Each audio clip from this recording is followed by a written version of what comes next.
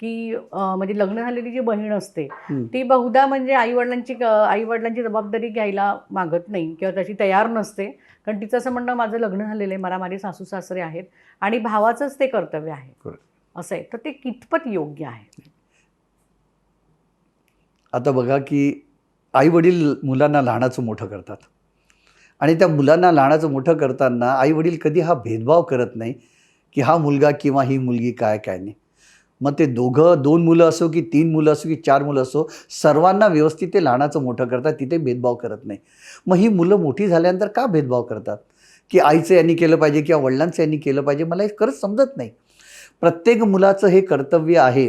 जेव्हा मी मूल म्हणतो म्हणजे मुलगा आणि मुलगी दोघंही आले, स्वतःची पण मुलं आली, दत्तक घेतलेली मुलं आली, सावत्र मुलं आली, या सगळ्यांनी आईवडिलांचा सांभाळ केला पाहिजे. आणि म्हणून यासाठी मला एक गोष्ट आवर्जून या ठिकाणी सांगावीशी वाटते की या गोष्टीचा परिणाम आज असा झाला आहे की जिथे मुलं बाळ वडिलांना विचारत नाही, तेव्हा सरकारला सुद्धा कुठेतरी एक कायदा आणावा लागला आहे. 2007चा हा कायदा आहे, maintenance and welfare of parents and senior citizen act 2007. या कायद्यामध्ये सरळ म्हटलं आहे की मुलांनी आईवडिलांचा सांभाळ केला पाहिजे. मुलं म्हणजे मुलगा आणि मुलगी दोघंही. त्यांची लग्न झाली असतील तरी त्यांनी, मुलं नसतील मुली असतील तर मुलींनी सुद्धा लग्न झाल्यावरही त्यांचा सांभाळ केला पाहिजे. संपूर्ण व्हिडिओ पाहण्यासाठी ओनली मानिनी चॅनलला जरूर भेट द्या.